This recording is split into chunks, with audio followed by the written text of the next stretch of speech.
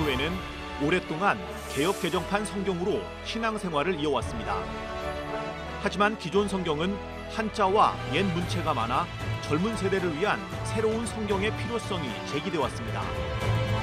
대한성서공회가 젊은 세대를 위해 새롭게 번역 출간한 새한글 성경은 어떤 특징이 있는지 알아봤습니다. 목사님 안녕하세요. 안녕하십니까. 대한성서공회가 최근에 새한글 성경을 번역 출간했습니다. 네. 일반적으로 교인들에게는 개역개정판 성경이 익숙하거든요. 예배 때도 사용하고. 네. 그런데 지금 새한글 성경을 출간하게 된 이유가 있을 것 같은데요. 네. 어떤 배경에서 만들어진 건가요? 네. 우리 한국교회는 현재 예배용으로 쓰고 있는 개정판 성경을 통해서 큰 은혜와 부흥을 경험했습니다. 그리고 대부분의 많은 성도님들은 현재 개정판 성경으로 신앙생활 하시는데 큰 어려움을 느끼지 않습니다. 그렇지만 다음 세대 젊은이들의 경우에는 형편이 좀 다릅니다. 개정판 성경에 남아있는 옛 문체나 어려운 한자어 등이 성경을 읽는데 어려움을 초래하고 있고요. 또 우리 젊은이들의 경우에는 요즘 전자매체에 매우 익숙합니다. 그래서 디지털 이 시대에 전자매체를 통해서 독서를 하는 그런 형태로 독서 방식도 바뀌고 있습니다. 그래서 이런 형편을 고려해서 다음 세대 젊은이들이 읽기에 쉽고 또 잘 이해될 수 있는 그런 성경이 필요하다라고 새로운 성경에 대한 필요가 제기되어서 지난 2011년 이사회의 결정에 따라서 새한글 성경 번역 작업을 시작하게 되었습니다. 그렇게 만들어진 새한글 성경이 어떤 특징이 있을까요? 먼저 특징에 대해서 간략히 소개해 주시죠. 네, 그래서 이해를 돕기 위해서 새롭게 했기 때문에 우선은 번역 문장이 굉장히 짧은 문장으로 되어 있습니다. 그래서 한 문장이 특별한 경우가 아니라면 16어절 50글자를 넘지 않도록 번역을 했습니다. 그리고 한 문장 안에는 하나의 이 내용만 들어갈 수 있도록, 그래서 소통의 효과를 극대화할 수 있도록 그렇게 번역을 했습니다.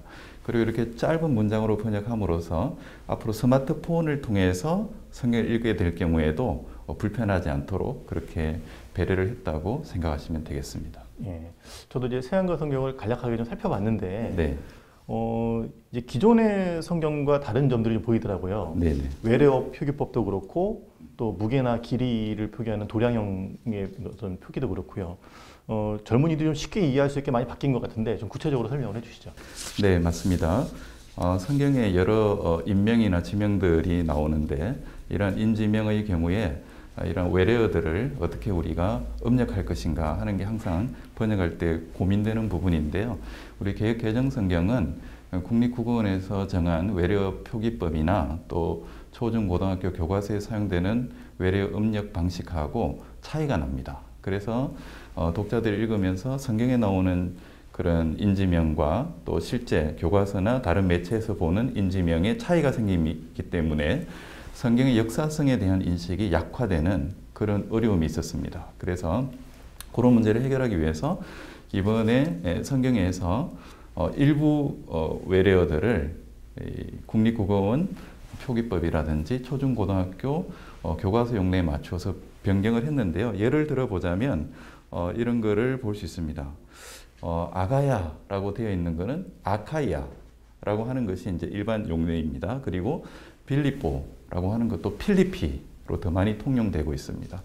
그리고 인명을 예로 들어보자면 아볼로라는 인물이 나오는데 이 아폴로로 해야지 바깥에서는 통합니다. 그리고 이제 도마의 경우에도 보통 토마스라고 해야지 우리가 일반 대화할 때 잘 이해가 되거든요. 그래서 그런 부분들에 일부 음력 조정을 했습니다. 예, 도량형도 좀 소개를 해주시죠. 네, 도량형 같은 경우에도 뭐 오리 이러면 옛날 어른들은 다 이렇게 쉽게 이해가 되죠. 요즘 젊은이들 도대체 모릅니다. 그래서 오리쯤 이런 거는 3km쯤 이렇게 했고 또 뭐 백말 이렇게 하면 어른들은 아시지만은 요즘 젊은이들 잘 모르기 때문에 2200리터쯤 이렇게 도량형에 대해서 바로 이제 젊은이들도 알아들을 수 있도록 번역을 했고 시간 표현 같은 경우에도 뭐 제9시 기도 시간에 이렇게 하면은 이게 요즘 시간으로 몇 시인지 잘 모르는데 바로 번역해서 오후 3시 이런 식으로 번역을 해서 현대 독자들이 직관적으로 도량형이나 시간 표현 등을 쉽게 이해할 수 있도록 그렇게 번역했습니다. 예. 개혁개정판 성경 같은 경우는 이제 옛 문체가 좀 사용이 되고 있잖아요. 맞습니다. 그래서 요번 이제 새한글 성경이 젊은이들을 위해서 만들어졌다라고 하는 거는 아무래도 그 개혁개정판 성경의 어떤 문체가 네. 젊은 세대들에게는 좀 부담스럽게 네. 받아들여지기 때문에 그걸 개선하기 위한 걸로 여겨지는데 네네. 그 문체에 대해서도 좀 설명을 해주시죠. 맞습니다. 우리 개혁개정판 성경 읽어보면 뭐뭐 하니라, 뭐뭐 느니라, 또 뭐뭐 할지어다, 뭐 이런 식으로 19세기 문체가 사용이 되고 있습니다. 그런데 요즘 세대는 거의 사용되지 않는 그런 어투라고 할 수 있습니다. 그러다 보니 어린이나 또 세신자들이 개혁개정판 성경 읽을 때는 좀 낯설기도 하고 어색하기도 하다, 이런 느낌을 가질 수 있기 때문에 요즘 세대 독자들을 생각해서 현대 어투로 이번 새한글 성경에서는 문체를 조금 바꾼 것이 중요한 특징인데요. 그렇지만은 또 우리 개혁개정판 성경에 나오는 문체가 조금 낯설고 오래되었다는 느낌을 주기 때문에 완전히 포기하기도 어렵습니다. 왜냐하면은 오랜 우리 신앙 전통 속에서 성경의 독특한 권위 있는 문체로 이것이 이제 인식되어 왔고 지금도 쓰이고 있기 때문에 이 문체를 또 굉장히 좋아하시고 이 문체를 통해서 은혜 받는 분들이 계십니다. 그래서 제가 이제 한 가지 말씀드리고 싶은 것은 나라마다 두 종류의 성경이 사용되고 있습니다.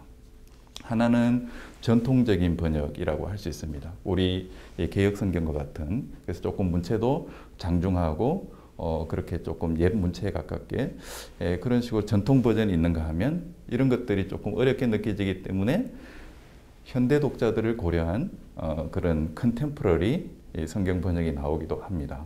우리 새한글 성경은 바로 그런 종류에 속한다고 할 수 있겠습니다. 그 새한글 성경이 이번에는 이제 신약과 시편이 번역 출간됐어요. 네네.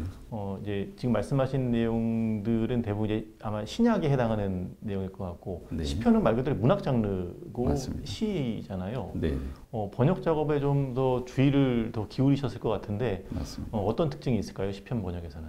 예. 그래서 이번에 새한글에서는 문학 갈래의 차이를 번역에서 또 잘 이렇게 드러내기 위해서 여러 각도로 연구도 하고 고민을 했습니다. 그래서 말씀하신 대로 시편은 시이기 때문에 일단 우리가 번역본을 낼 때도 눈으로 보이는 그 형식도 줄가리라 그럴까요? 행가리를 해줬습니다. 시 형식에 맞춰서 원문에 있는 대로 산문처럼 쭉 이어 쓰는 것이 아니라 행을 이렇게 바꿔가면서 번역을 해줬고요. 그 다음에 이제 신느낌이 최대한 살아날 수 있고 시에서 전달하고자 하는 메시지가 보다 좀 직접적으로 잘 드러날 수 있도록 하기 위해서 원문의 어순 같은 것도 그대로 이렇게 살려가지고 시에서 의도했던 것들이 독자에게 전달되도록 그렇게 신경을 써서 번역을 했습니다. 근데 이제 시편은 뭐 그 전체가 시이기도 하고 신약에도 근데 또 비슷한 본문들이 있습니다. 예를 들면 누가복음 1장에 마리아의 찬양, 또 빌립보서 2장에 예수님을 찬양하는 그런 찬가, 이런 것들은 시 형식이기 때문에 신약에서 중간중간에 문학 형식, 문학 갈래가 바뀔 때는 거기에 맞추어서 번역을 해주고, 또 시뿐만 아니라 신약에서 복음서가 있는가 하면 또 서신서가 있고, 그렇게 이제 문학 갈래가 바뀔 때는 각각의 그 장르 특성에 맞는 그런 번역을 할 수 있도록 저희가 노력을 기울였습니다. 예. 신약과 시편이 나왔는데 이 구약은 언제쯤 나올까요? 예, 지금 저희가 계획하기로는 2023년 말까지 신구약 완역을 출간하는 것을 목표로 준비를 하고 있습니다. 예. 책 출간과 더불어서 온라인 성경도 공개를 했는데 네. 어떤 특징이 있을까요? 현재는 이제 책과 더불어서 온라인에서 성경 본문 위주로 이렇게 소개를 했는데요. 앞으로는 이 온라인에는 풍성한 그 보조 자료들을 제공하려고 하고 있습니다. 인쇄용은 이제 지면의 그 제한 때문에 저희가 더 많은 정보를 제공할 수 없지만 온라인은 무한대로 분량의 제한 없이 성경 읽기에 도움이 되는 자료들을 제공할 수 있기 때문에 앞으로 지금 제공된 본문 이외에 그림, 동영상, 사진 이런 자료들도 더 제공할 예정이고, 또 고고학적으로 새로 발견된 그런 정보들이 있으면 그것도 아울러 제공할 예정입니다. 그리고 읽으시다 보면 궁금하거나 조금 어려운 내용들이 나오는데 그런 부분들의 이해를 돕기 위해서 중요 용어 해설, 또 짧은 설명, 필요하면 조금 자세한 설명, 이런 것들을 덧붙이고요. 그다음에 평소에도 저희 성서공회에서는 성도님들의 성경 읽기에 도움을 드리기 위해서 여러 자료를 개발해서 소개해 왔습니다. 예를 들면은 성서 속의 물건들, 또 성서 속의 식물들, 성서 속의 동물들, 여기까지 우리가 이제 출판을 했었고요. 앞으로 성서 속의 사람들에 대해서도 출판하려고 하는데 많은 정보가 이 책 속에 담겨 있는데 이런 내용들도 온라인 컨텐츠로 다 담아서 여러 독자들이 손쉽게 이용할 수 있도록 제공하려고 준비하고 있습니다. 예.